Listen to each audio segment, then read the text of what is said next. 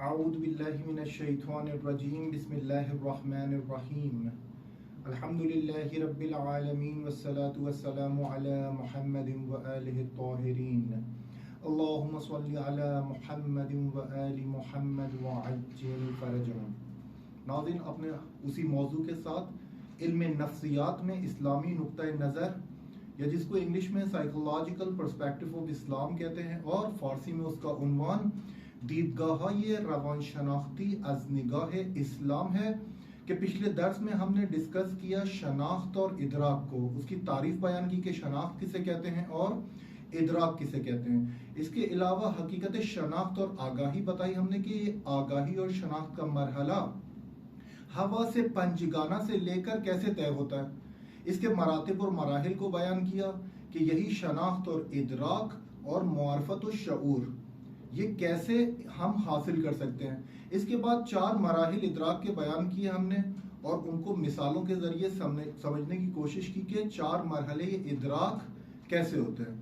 दूसरा ये कि शनाख्त हुसूली और हुजूरी पे बहस की और इस बात पर ताकीद की कि शनाख्त हुजूरी या प्रेजेंशियल जो नॉलेज है, इल्म हुजूरी, वो उसमें खता की गुंजाइश नहीं होती, उसमें गलती की गुंजाइश नहीं होती। इसीलिए हम कहते हैं कि पैगंबरान इलाही और आइम्मा मासूमीन अलैहिस्सलाम इल्म हुजूरी पर फाइज है, यानी हिदायत का मंबा वो ज़ात हैं वो जो इल्म हुजूरी रखते हैं, ना कि इल्म हुसूली, यानी इक्तिसाब ना किया हो।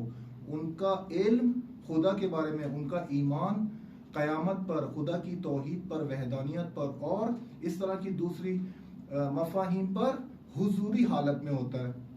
आज हम जिस चीज़ को डिस्कस करने जा रहे हैं वो है हवासे बातनी। इससे पहले वाले दर्स में हमने हवासे ज़ाहिरी को डिस्कस किया, और ये हवासे ज़ाहिरी और हवासे बातनी की बहस हम क्यों कर रहे हैं, इसलिए कि हमने ये देखा कि नफ्स हर अमल इंसान की जड़ है, और साइकोलॉजी में जो मौजू है वो है रफ्तार इंसान, ह्यूमन बिहेवियर उसका मौजू है। तो हम ये देख रहे हैं कि अमल की जड़ क्योंकि नफ्स है, और नफ्स के अबआद में हमने बयान किया कि शनाख्त, अमल और ख्वाहिशात, नफ्स इन 3 चीजों को घेरा हुआ है। और इसी तरह इन्हिराफात जिनसी या उससे बचाव की कैफियत में भी सबसे पहले था आगाही और शनाख्त, यानी यही शऊर व मुआरफत को हासिल करना, जो कि बहुत मुहिम है और पहले दर्जे पे आता है। इसी शनाख्त और आगाही में कि ये आगाही कैसे हासिल होती है, हमने हवा से पंजगाना का जिक्र किया, और उसके बाद हवा से ज़ाहिरी के बाद हम पहुंचे हैं हवा से बातनी पर, यानी वो मुकद्दमात हमने तय किए जो हवा से ज़ाहिरी के थे। और ये बात मुसल्लम है कि हर हकीकत और हर वाक़इयत हम हवा से ज़ाहिरी से नहीं समझ सकते। हमें लामहाला हवा से बातनी की तरफ तवज्जो करनी है, यानी हवा से बातनी में ये जो हम कहते हैं कि इस चीज को दर्क करो और वो मतालिब को दर्क करो, तो कुछ दर्क और कुछ मफाहिम ऐसे हैं जो हवा से पंजगाना से दर्क नहीं किए जा सकते, काबिल इदराक नहीं है। तो हमें मजबूरन मदद लेनी पड़ती है हवा से बातनी। हवा से बातनी की मिसाल आप कुदरत ख्याल से ले लें। कुदरत ख्याल के हमने पिछले दर्स में डिस्कस किया कि इदराक हिस्सी के बाद इदराक ख्याल है, इदराक ख्याली। इदराक हिस्सी यानी जब आप एक मंजर को देख रहे होते हैं अपनी आंख से, तो ये होता है इदराक हिस्सी। मगर जब ये इदराक हिस्सी कट जाता है और इसका राब्ता खत्म हो जाता है, डिस्कनेक्ट हो जाता है, तो फिर वही मंजर आपके जहन में मुनअकिस होता है और उसको कहते हैं ख्याल। ये जो कुदरत ख्याल इंसान के पास है, इसे हवा से बातनी कहते हैं। ये हवा से ज़ाहिरी नहीं है, ये हवा से पंजगाना से इसका ताल्लुक नहीं है, इसीलिए इसको हवा से बातनी में शुमार करते हैं। जिस चीज का आप मुशाहिदा करते हैं, हम जिस चीज का भी मुशाहिदा करते हैं अपनी जिंदगी में, ये जो हवा से बातनी है या कुदरत ख्याल है, ये हवा से हिस्सी और ज़ाहिरी के जरिए उससे अक्स लेकर, उसकी पिक्चर लेकर हमारे जहन में हिफ्ज और हाफजे की और मेमोरी की सूरत में जमा कर देता है। यानी यही कुदरत ख्याल की एक मसूलियत और एक जिम्मेदारी ये है कि یہ بہت سارے حوادث کو جو ہم حواس پنجگانہ سے لیتے ہیں اس کو رمز اور کوڈ کی صورت میں ہمارے مغز میں ہمارے ذہن میں اسٹور کر دیتا ہے. یعنی دیکھنا اور سننا، آپ بہت سی چیزیں جو دیکھتے ہیں اور جو بہت سی چیزیں سنتے ہیں، ان میں سے مین چیز جو یہ حفظ اور حافظے اور میموری کا کام کرتا ہے یہی قدرت خیال، یہ دیکھنا اور سننے کی کیفیت ہے. یعنی آپ بہت زیادہ دیکھیں گے اس کو ہم کہ 10 سال پہلے 20 سال پہلے ہم نے کچھ سنا تھا اور جیسے ہی اتنے وقفے کے بعد دوبارہ سے ہم وہ چیز سنتے ہیں تو فوراً ہم اس نتیجے پہ پہنچتے ہیں کہ یہ ہم نے پہلے سنی ہوئی ہے. یہ جو ہم نتیجے پہ پہنچے ہیں پہلے سنی ہوئی ہے، یعنی وہ 10 سال 20 سال پہلے انسان کے ذہن میں کوڈ کی صورت میں، رمز کی صورت میں اسٹور اور محفوظ ہو گئی تھی، اور جب دوبارہ اس کی تکرار ہوئی تو فوراً ذہن نے اس کو شناخت کیا کہ یہ پہلے انفارمیشن میرے پاس آ چکی ہے. یعنی فوراً انسان کہتا ہے کہ یہ بات میں نے سنی ہوئی ہے. یا کوئی آپ تصویر دیکھتے ہیں اور تصویر کو دیکھنے کے بعد اس کو ذہن میں، یہی قدرت خیال ذہن انسان میں اس کو سیو کرتی ہے اس کی میموری میں، حافظے میں، اور جب آپ ایک طولانی مدت کے بعد وہ تصویر یا وہ شخص دوبارہ دیکھتے ہیں تو فوراً شناسائی کرتے ہیں کہ میں نے اس کو پہلے دیکھا ہوا ہے. یہ جو ہم کہتے ہیں میں نے اس کو پہلے دیکھا ہوا ہے، یعنی وہ چیز، وہ شخص اور اس کی حالت، ظاہری حالت حواس حسی کے ذریعے حواس باطنی میں سیو ہو گئی تھی، سیکیور ہو گئی تھی. تو وہ دوبارہ باز شناسائی ہو رہی ہے، وہ دوبارہ سے اپنے آپ کو ظاہر کر رہی ہے. اسی کو کہتے ہیں قدرت خیال. سائیکالوجی میں حافظے کی بحث میں، میموری کی بحث میں 3 طرح کی میموریز کا تذکرہ ہے.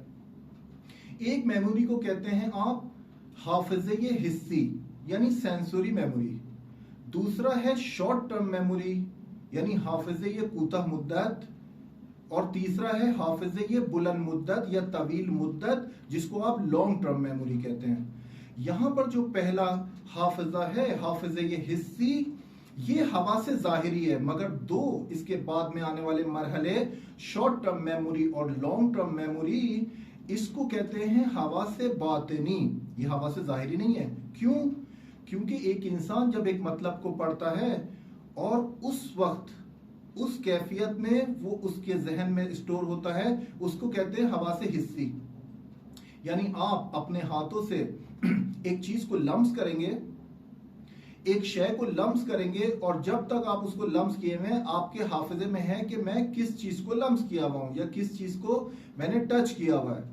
مگر یہی چیز، یہی تکرار جب آپ تھوڑا سا تکرار کریں گے اور کوڈ کی صورت میں اپنے ذہن میں بٹھانے کی کوشش کریں گے تو یہ آپ کے حافظے کوتاہ مدت یا شارٹ ٹرم میموری میں چلی جائے گی. یعنی اس کے بعد آپ کو اس کو لمس کرنے کی ضرورت نہیں ہے، مگر حافظے کوتاہ مدت میں. اسی کو تمرین اور تکرار کرنے کے بعد ایک مقام ایسا آتا ہے جب یہی انفارمیشن اور یہی اطلاعات جو حواس پنجگانہ سے یا حواس حسی اور ظاہری سے لی گئی تھی، یہ آپ کے لانگ ٹرم میموری میں منتقل ہو جاتی ہے. یہی جو میتھمیٹک میں جو فارمولاز ہیں یا اور کسی طرح کا مطلب ہے، ایک اسٹوڈنٹ ہے ایک مطلب کو پڑھتا ہے اور اس مطلب کو تکرار کرنے کے بعد اپنی شارٹ ٹرم میموری میں اور لانگ ٹرم میموری میں ڈال دیتا ہے. یعنی پھر اس کو ریوائز کرنے کی ضرورت نہیں ہے، اس نے اتنا تکرار کیا ہے اس چیز کو کہ وہ اس کے حافظے بلند مدت یا طولانی مدت میں جا کے سیو ہو گئی ہے. اسی سائیکالوجی میں یہ جو 3 طرح کے حافظے استعمال ہوتے ہیں، جن میں سے 2 حواس باطنی ہیں اور حواس باطنی غیر مادی ہے. یہ انفارمیشن غیر مادی ہے، یہ کام انسان کی نفس اور روح انسان کا ہے. یہ خاصہ انسان ہے، یعنی روح کا خاصہ ہے، نفس کا خاصہ ہے. یہ انفارمیشن کہاں اسٹور ہوتی ہے؟ یہ جو آپ ریوائز کرتے ہیں حافظے بلند مدت یا طولانی مدت میں ڈالنے کے بعد، تو یہاں پر سائیکالوجی نے جو نیگلیکٹ کیا، نظر انداز کیا، حواس باطنی کو اس نظریے کے تحت یا اس طرح سے پیش نہیں کیا گیا جس طرح سے اس کو پیش کیے جانے کا حق تھا. یعنی کیونکہ یہ روح اور انسان اور اس طرح کی قدرتوں سے متعلق ہے، انہوں نے اس کو ڈسکس نہیں کیا. ہم اس سلسلہ تدریس کے بعد ایک ٹاپک اور ایک کتاب کا مطالعہ کریں گے جو علم النفس حکمائے اسلامی کی نگاہ میں، اندیش مندان اسلام کی نگاہ میں، ہم اس میں ڈیٹیل کے ساتھ علم النفس کے ٹاپک میں یہ مختلف طاقتیں نفس کی اور مختلف قوائے نفس اور قدرتیں جو انسان کے نفس میں ہیں اور مختلف کام انجام دیتی ہیں اس کو ڈسکس کریں گے۔ یہاں پر اس کو ڈسکس کرنا مقصود نہیں ہے، صرف یہ کہ حواس ظاہری کے مقابلے میں حواس باطنی بھی ہے۔ حواس ظاہری سے ہر چیز آپ نہیں کلیکٹ کر سکتے، وہ آگاہی اور شناخت حقائق ہستی کے بارے میں، لوگوں کے بارے میں، ہر اشیاء کے بارے میں آپ کو مجبوراً حواس باطنی کا سہارا لینا پڑے گا، کہ جس میں سے ایک ہم نے قدرت خیال کا تذکرہ کیا۔ اس کے بعد ہے ادراک عقلی، یعنی عقل۔ عقل کے ذریعے بھی انسان بہت ساری آگاہی اور بہت ساری شناخت اور شعور اور معرفت حاصل کر سکتا ہے۔ یعنی عقل کو ہم اگر دیکھیں عربی لغت میں، عقل یہ جو لفظ ہے عقل، یہ اقال سے ہے، عین قاف دو نقطے الف اور لام۔ اقال عربی لغت میں کہتے ہیں اس رسی کو جس سے اونٹ کے پیر یا کسی جانور کے پیر باندھ دیے جاتے ہیں کہ وہ اپنی جگہ سے ہل نہ سکے، یا وہ اپنے آپ کو کنویں میں گرا نہ لے، یا وہ اپنے آپ کو کوئی ضرر نہ پہنچا دے۔ اقال عربی لغت میں کہتے ہیں اس رسی کو جس سے جانور باندھا جاتا ہے۔ کچھ لوگوں نے اس کا معنی ایسے کیا ہے کہ اقال کہتے ہیں پتھر کو، یا من کے معنی میں، منع، جس کو اردو زبان میں منع بھی کہتے ہیں۔ مثال کے طور پہ میں نے آپ کو اس کام سے منع کیا تھا، کہ یہ جو منع ہے یہی اقال اور عقل کے معنی میں استعمال کیا گیا ہے۔ کیوں استعمال کیا گیا ہے پتھر اور من کے معنی میں؟ تاکہ یہ انسان کو ایک باؤنڈری سے باہر نہ لے کے جائے، تاکہ یہ انسان کو منحرف ہونے سے یا کسی بھی چیز کو منحرف ہونے سے روکے۔ یہاں پر جو معنی لیا گیا ہے عقل کا پتھر سے، پتھر یعنی آپ مثال لیجئے کہ ایک جادہ ہے، ایک موٹر وے ہے، ایک روڈ ہے، اور اس پہ ایک بہت بڑا سا پتھر رکھ دیا جاتا ہے، بہت ہیوی، بہت بڑا سا پتھر رکھ دیا جاتا ہے، اور جس کی وجہ سے لوگ اپنے راستے کو ادامہ نہیں دے سکتے، کنٹینیو نہیں کر سکتے۔ تو یہ پتھر رکھنا اس بات کی نشاندہی کر رہا ہے کہ یہ ایک حد ہے اور آپ اس حد کے اس طرف نہیں جا سکتے، جس کو ہم سد معبر بھی کہتے ہیں۔ یعنی ایک انسان من کر دیا جاتا ہے، آپ کو ایک چیز سے روک دیا جاتا ہے۔ یہاں پر عقل کا کچھ لوگوں نے معنی اس سے بھی لیا ہے کہ عقل ایک علم ہے جس سے احسن اور قبیح، یا خوب و بد، یا کمال اور نقصان کو تشخیص دیا جاتا ہے عقل سے۔ یہی جو اقال ہم نے بتایا کہ عربی لغت میں ایک رسی ہے جس سے جانور باندھا جاتا ہے، یعنی وہ ہل نہ سکے، وہ اپنے آپ کو ضرر نہ پہنچا سکے، وہ کنویں میں جانور نہ گر جائے، اس رسی کو پیروں میں باندھنا، جانوروں کے پیروں میں باندھنے والی رسی کو اقال کہتے ہیں۔ اسی سے ہے عقل۔ یہ جو عقل اس مادے سے نکلا ہے، اس کے معنی میں سب سے بہترین معنی یہی کسی کو حفاظت کرنا یا اس کو روکنا، اس کو من کرنا، یہی عقل انسان ہے۔ جب ہم کہتے ہیں عقل سے کام لو، عام طور پہ ہم اردو میں کہتے ہیں کہ عقل سے کام لو، یعنی کیا ہمارا مقصد یہ ہوتا ہے کہ اپنی عقل کو بروئے کار لاؤ اور برا کام انجام نہ دو، بد کام انجام نہ دو، تشخیص دو اچھے کی برے سے۔ یعنی یہی عقل منع کرتی ہے، روکتی ہے، پتھر کا کام کرتی ہے، ایک سد معبر کا کام کرتی ہے، تاکہ ہم راہ راست اور صراط مستقیم سے منحرف نہ ہوں۔ یہاں پر ادراک حسی اور خیالی کے علاوہ ادراک عقل بھی ہے، انسان کے لیے ایک ابزار، ایک ٹول کا کام کرتی ہے۔ کس لیے؟ شناخت اور آگاہی حاصل کرنے کے لیے۔ ادراک عقلی سے بھی ہم آگاہی اور شناخت اور شعور اور معرفت حاصل کرتے ہیں، یعنی وہ اطلاعات جو ہم نے حواس ظاہری، حواس باطنی اور قدرت خیال سے حاصل کی ہے، اس کے ذریعے مفاہیم کلی کو عقل درک کرتی ہے۔ یہ عقل کا کام ہے کہ ذہن کو آمادہ کرتی ہے کہ حکم کلی کو سمجھے۔ یہاں پر ہم مثال دیتے ہیں کہ عقل یا ادراک عقلی یا یہی جو حکم کلی ہے اس سے مراد ہماری کیا ہے؟ آپ مثال لے لیجئے کہ ایک انسان ہے، وہ کہتا ہے کہ پانی جو ہے وہ 100 ڈگری سینٹی گریڈ پہ ابلتا ہے. یہ جو حکم کلی ہے یہ کیسے وجود میں آیا؟ عقل اس کو کیسے قبول کرتی ہے؟ یعنی پہلے ایک انسان نے پانی کو مختلف ڈگری سینٹی گریڈز پہ ابالا اور اس نے مختلف آزمائشوں کے ذریعے ایک جیسی شرائط میں یہ نتیجہ دیا کہ پانی 100 ڈگری سینٹی گریڈ پر ابلتا ہے، بوائل ہوتا ہے.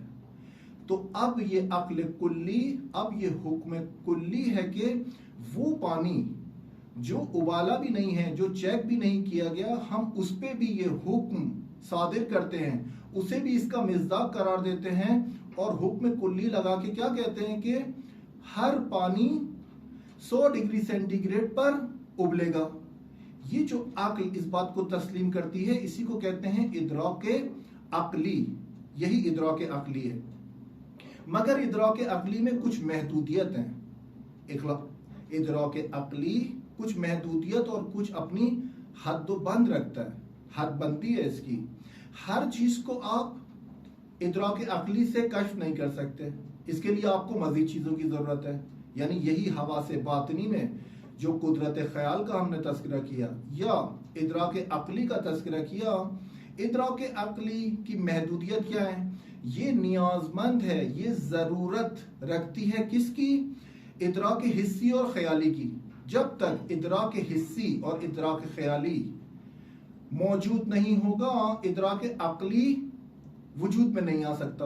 یہ اس کی محدودیت ہے.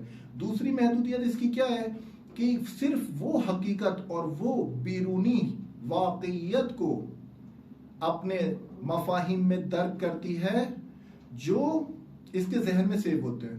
یعنی ذہن میں حفظ کرنے کے لیے، ذہن میں سیکیور کرنے کے لیے اس کو ایک وجود خارجی چاہیے، ایک وجود بیرونی چاہیے.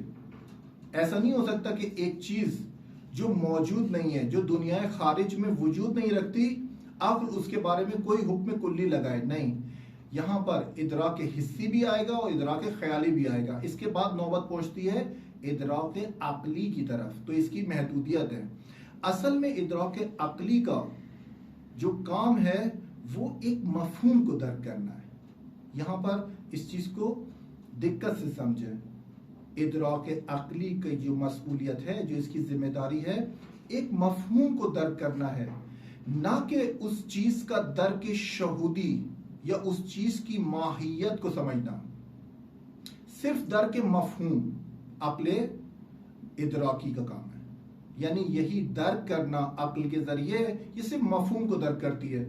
جس طرح حواس پنجگانہ ایک شے کے، ایک چیز کے مختلف ابعاد اور ڈائمنشن کو اپنی نظر میں رکھتی ہے، اس چیز کی حقیقت اور اس کی واقعیت اور ماہیت تک نہیں پہنچتی. اسے ادراک عقلی کہتے ہیں، جس کی محدودیت ہے، حد بندی ہے. اس کے بعد جو ادراک ہے اس کو کہتے ہیں ادراک شہودی. ادراک شہودی، یہ شہود یہ شاہد سے ہے، اور شاہد کہتے ہیں وٹنس کرنے کو. ایسا وٹنس جو آپ نے عیناً دیکھا ہو، آئی وٹنس کی صورت میں. اس کو فارسی لفظ ہے یہ شہود، اور اس کا معنی ہے کہ ایک انسان حضوری اور پریزنشیل حالت میں ایک چیز کو درک کرے. یعنی وہی شناخت حضوری اور علم حضوری. یہاں پر جو ادراک شہودی ہے یہ بالا ترین مرتبہ ہے کسی چیز کو درک کرنے کا، اور اس درک کرنے کے بعد آگاہی اور شناخت حاصل کرنے کا. کیونکہ یہ حقیقت محض ہے اسی لیے اس کو کہتے ہیں ادراک شہودی. یہ ادراک شہودی عرفان کے ٹاپک میں، عرفان کے موضوع میں، سیر و سلوک میں کشف کرنے سے بہت ساری واقعیت حقیقت کو کشف کرتے ہیں. عرفانی علماء ایک شہودی منزل پہ جا کے ایک حقیقت کو کشف کرتے ہیں اور اس کو کہتے ہیں کہ ایمان شہودی یا ادراک شہودی. اس میں غلطی کی اور خطا کی کوئی گنجائش نہیں ہے. ادراک شہودی جو بالا ترین مرتبہ ہے اور انسان کا خاصہ ہے، اور جو ادراک عقلی سے بھی بالاتر ہے، عقل سے بھی بالاتر مرحلہ ہے ادراک شہودی کا۔ یہاں پر مثال لے لیں آپ بھوک کی اور احساس بھوک۔ یہ جو انسان کو گرسنگی ہے، بھوک ہے، ہنگر ہے، آپ اس کے بارے میں جتنا بھی علم حاصل کر لیں، نالج حاصل کر لیں، اس کے بارے میں پڑھ لیں، یہ ایک اور چیز ہے، یہ حکم کلی ہے، اس کو آپ حواس پنجگانہ سے، اس کو آپ حواس ظاہری اور باطنی سے لے سکتے ہیں، مگر ایک ہے احساس بھوک، جو آپ کے اندر بھوک کا احساس ہے، وہ احساس اس کو کہتے ہیں ادراک شہودی۔ اس کے لیے آپ کو کسی حس اور کسی عقل اور کسی حکم کلی کی ضرورت نہیں ہے۔ یہاں پر جو شناخت شہودی ہم بتا رہے ہیں، اس کا بالاترین مصداق کیا ہے؟ یعنی ہماری زندگیوں میں یہ شناخت شہودی کتنی اہمیت کی حامل ہے۔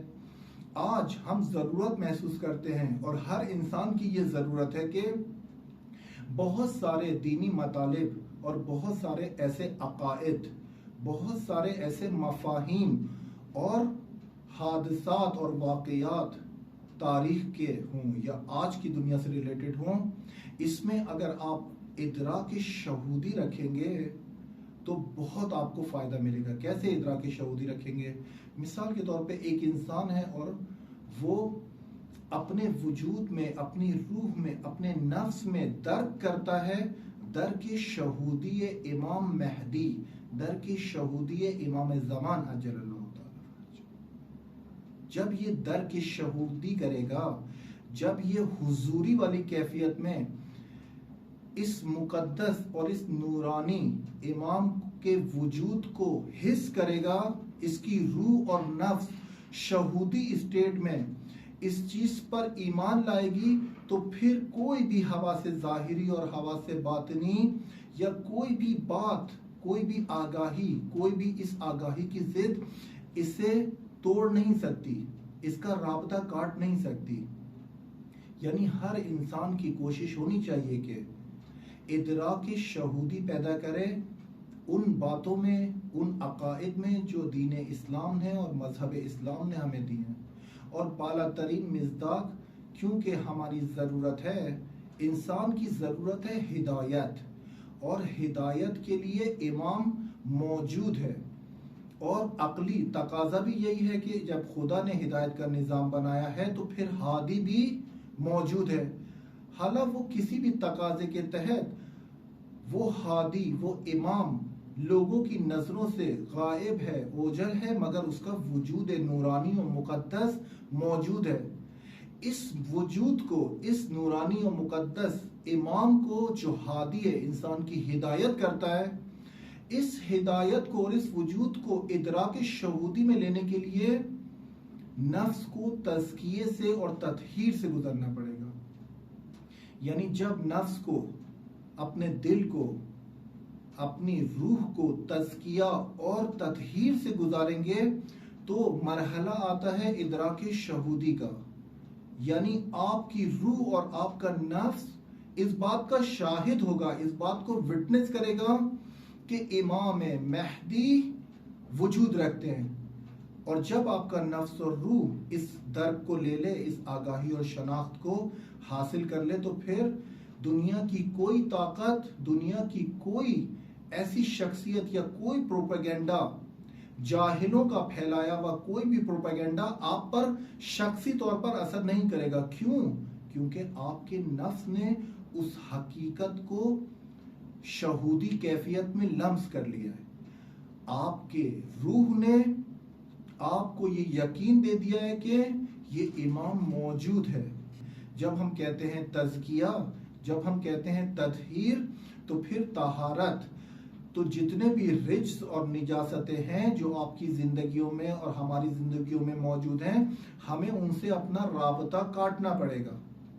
اگر ہم چاہتے ہیں کہ اپنے زمانے کے امام کے وجود کو محسوس کریں، ادراک کریں، درک و شعور اور آگاہی پیدا کریں کہ یہ ذات موجود ہے اور اس کا کام خدا کی طرف دعوت دینا ہے، تو اس دعوت کی آواز ہمارے کانوں تک کیوں نہیں پہنچتی؟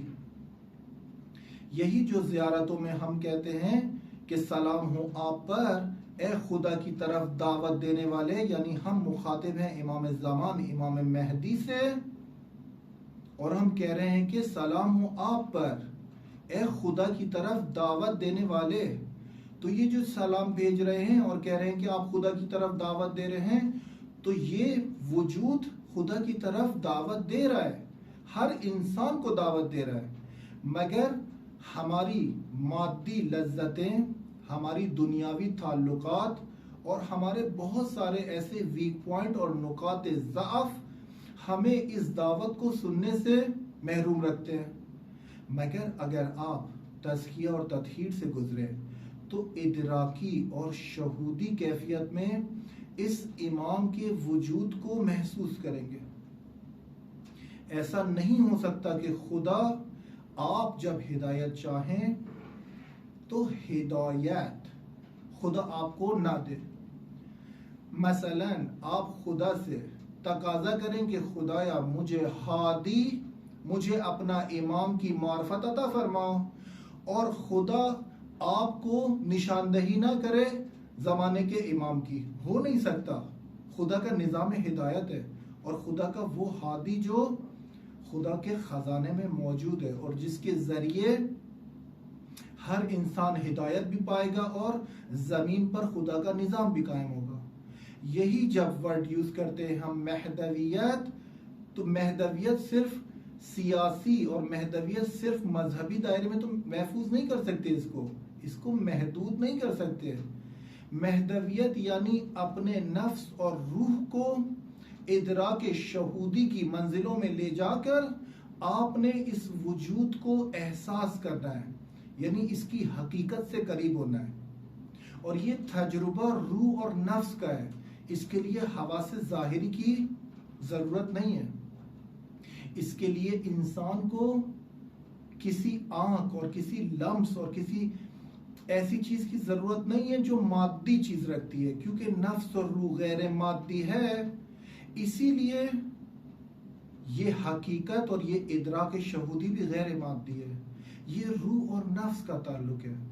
نفس اور روح انسان بہت جلدی تشخیص دیتی ہے کہ یہ ادراک شہودی جو آپ کو حاصل ہوا ہے یہ وہی امام ہادی سے منسلک ہے۔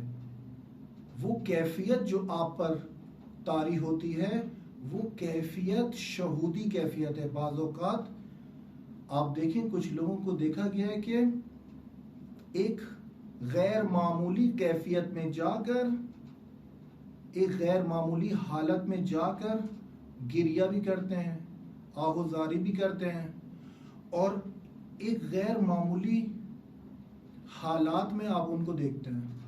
وہ جو غیر معمولی حالات ہیں وہی ادراک شہودی ہے عزیزان، وہی ادراک شہودی ہے، مگر وہ کیفیت کو استمرار چاہیے، اس کیفیت کو کنٹینیوٹی چاہیے، اس کو ایک ہمیشگی چاہیے۔ یعنی انسان کے اندر وہ حالت پیدا ہوتی ہے کہ وہ ادراک شہودی کی منزل میں ایک نورانی اور مقدس وجود کو اس کا نفس اور روح قبول کرتا ہے، اور وہ ایک غیر معمولی اور غیر عادی حالت میں جاتا ہے۔ تو وہ حالت اس کو استمرار دینے کی ضرورت ہے، مگر جب آپ اس کو استمرار نہیں دیتے، جب آپ اس کو کنٹینیو نہیں رکھتے، تو وہ حالت دوبارہ سے عقلی یا حواس ظاہری والی حالت میں چلی جاتی ہے، جس کے بعد پھر دوبارہ اس حالت میں جانے کے لیے دقت اور زحمتیں اٹھانی پڑتی ہیں۔ یہاں جو عرفانی اور سیر سلوک کا مرحلہ ہے کہ آپ کو بہت سارے ٹیکنیک کے ذریعے آپ کو تزکیہ اور تطہیر کے مراحل سے گزارا جاتا ہے، مگر ایسا نہیں ہے کہ اس کے بہت خاص شرائط ہیں، اس کی ایسی کوئی سخت شرائط نہیں ہے کہ آپ اس وجود مقدس کو لمس کریں اپنے ادراک میں، ادراک شہودی میں۔ ایسی کوئی خاص شرائط نہیں ہے کہ آپ کبھی اس کی طرف قدم ہی نہ بڑھائیں۔ یعنی یہ بات مسلم ہے کہ اگر آپ گناہوں سے اور خدا کی معصیت سے اپنے وجود کو جدا کر لیں اور وہ نجاسات جو مشخص ہیں اس سے اپنے آپ کو الگ کر لیں اور واجبات خدا پر اپنے آپ کا فوکس کریں، تو یہ گناہوں سے دوری اور واجبات پر عمل کرنا آپ کے لیے مقدمات فراہم کرتا ہے کہ بہت زیادہ آپ لذت حاصل کریں گے اس ادراک شہودی یا روحانی اور نفسانی کیفیت میں جانے سے۔ یہ کیفیت کوئی اتنی خاص لوگوں کے لیے مشخص نہیں ہے، بہت زیادہ ہمیں اس بات کو بتایا جاتا ہے کہ یہ تو بہت بزرگ علماء کا کام ہے، ہم تو کوئی چیز نہیں ہے، ہم تو ناچیز ہیں۔ ایسا نہیں ہے، ایسا یہی علماء جن کے بارے میں آپ بیان کر رہے ہیں، انہی علماء کا یہ کہنا ہے کہ ہر وہ انسان جو اپنے آپ کو گناہوں سے پیچھے ہٹا لے اور واجبات الہی اور اپنی مسئولیت اور ذمہ داری کو ادا کرے اور طلب کرے خدا سے کہ خدایا مجھے ضرورت ہے تیرے ہادی کی، مجھے جب اپنے اندر عشق اور عاشقی کی آنکھ کو آپ جلائیں گے، جب آپ تشنگی اور پیاس کی کیفیت میں جائیں گے، تو یہ پیاس کی کیفیت میں جانا ضامن بنتا ہے آپ کے لیے پانی کا۔ ممکن نہیں ہے کہ جب آپ پیاس کی شدت کا اظہار کریں اور پانی تک رسائی حاصل نہ کر سکیں۔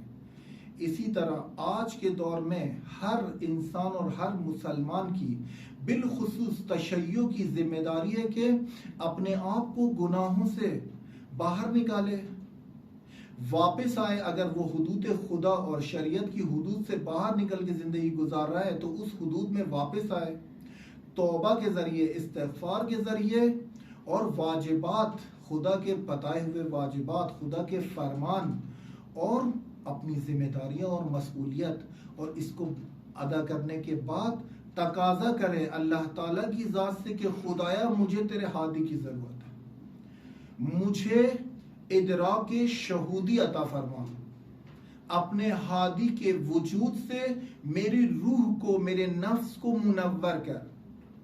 ممکن نہیں ہے کہ خدا آپ کی اس دعا کو قبول نہ کرے۔ کیوں؟ کیونکہ جب خدا آپ کے نفس اور روح اور اس تطہیر اور تزکیے کی حالت سے گزر کر جب آپ کا نفس کچھ تقاضا کرتا ہے تو خدا کے خزانے خالی نہیں ہیں، خدا کے خزانے بھرے ہوئے۔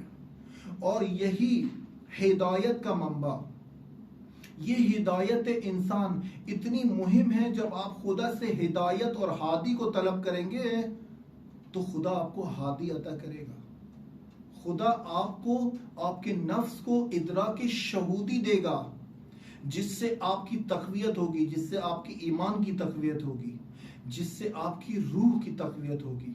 اور جب اس روح کو تقویت دیں گے تو پھر وہ سارے مفاہیم اور اعتقادات جو مذہب اسلام نے اور دین اسلام نے ہمیں بتائے ہیں، توحید اور عدل اور نبوت اور امامت و ولایت اور معاد و قیامت، یہ سارے مرحلے آپ طے کر کے ان کی حقیقت کو پہنچیں گے۔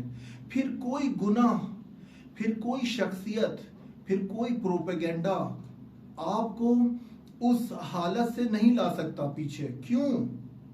کیونکہ آپ نے ایک حقیقت تک رسائی حاصل کر لی ہے۔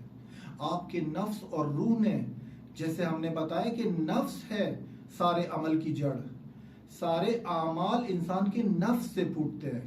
تو جب آپ نے نفس کو تزکیہ اور تطہیر کی منزل سے گزار کر اپنا رابطہ خدا کے نمائندے اور خدا کے ہادی جو آج کے زمانے میں امام مہدی علیہ السلام کی ذات ہے، جب آپ نے رابطہ ان سے اپنا مستحکم کر لیا تو پھر کوئی پروپیگنڈا آپ کو روک نہیں سکتا، پھر کوئی پروپیگنڈا اس زنجیر کو توڑ نہیں سکتا۔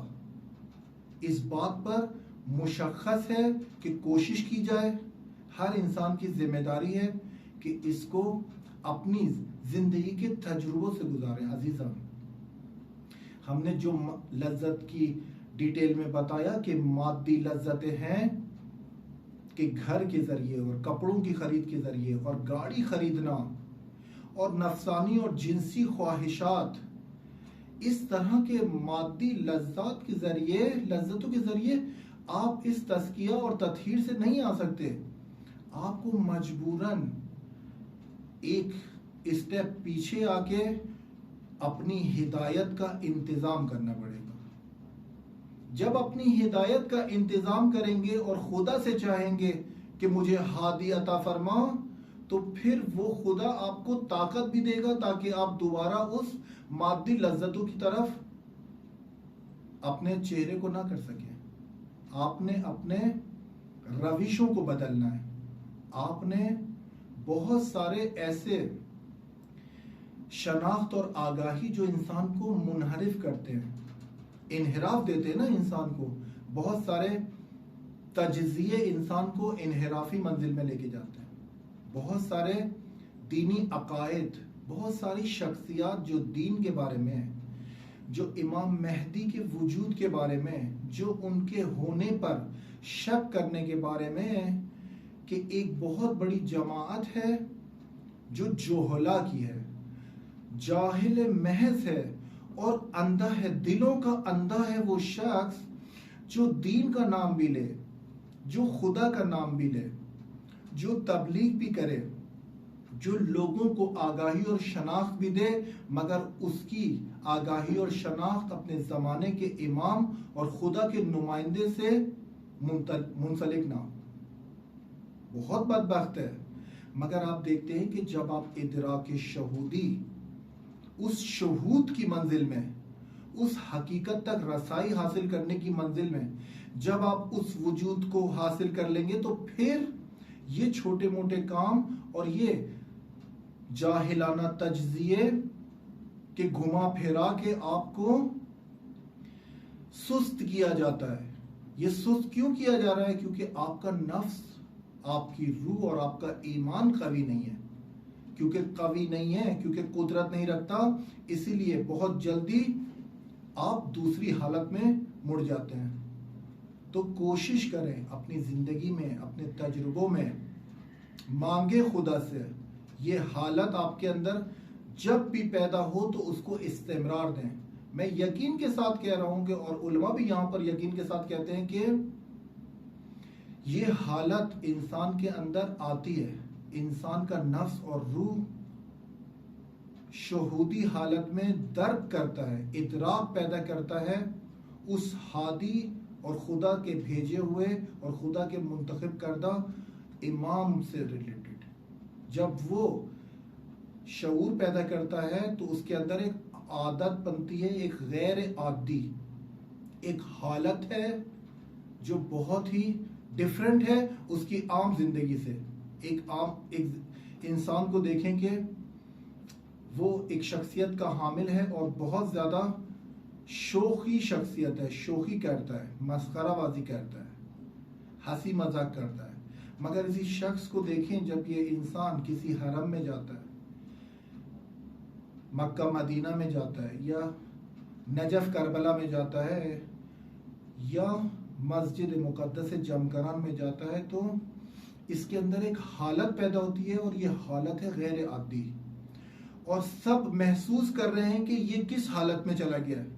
اس انسان کی شخصیت تو ایسی نہیں ہے، ہم تو اس کو سالوں سے جانتے ہیں.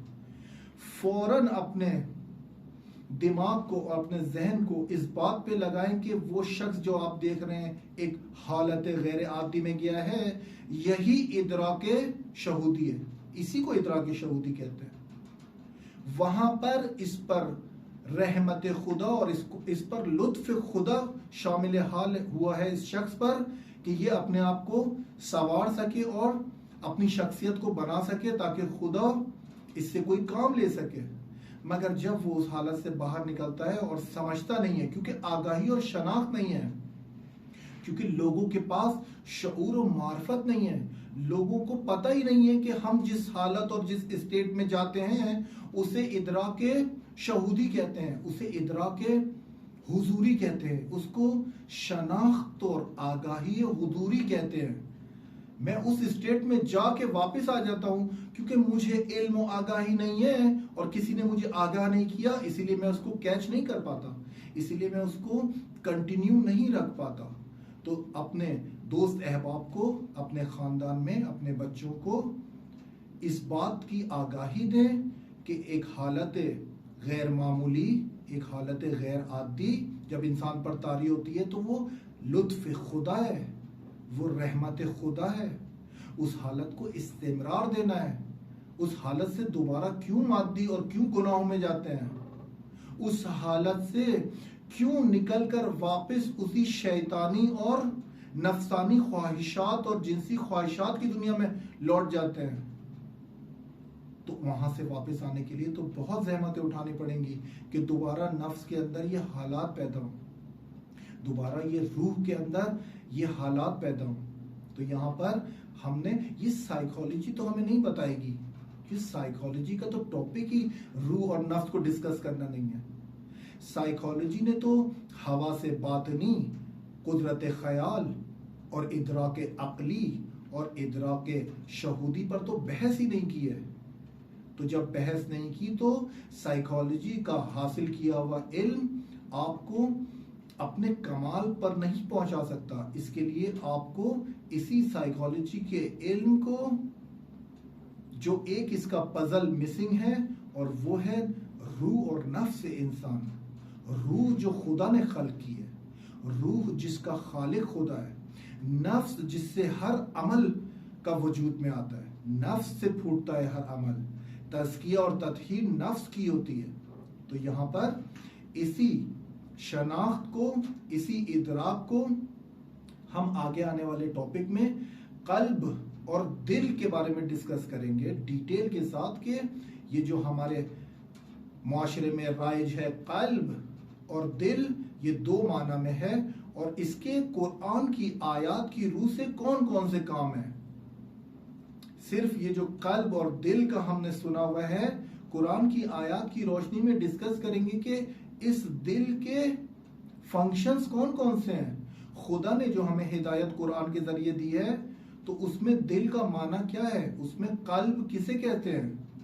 تو آگے آنے والے درس میں ہم ڈیٹیل کے ساتھ اس دل کے ذریعے جو ادراک اور شناخت اور آگاہی انسان حاصل کرتا ہے، اس دل کے ذریعے جو ادراک عقلی اور ادراک شہودی کی منزلوں تک پہنچتا ہے، اس کو ڈسکس کریں گے. آج کے لیے اتنا ہی. وصلی اللہ علی محمد و آل محمد.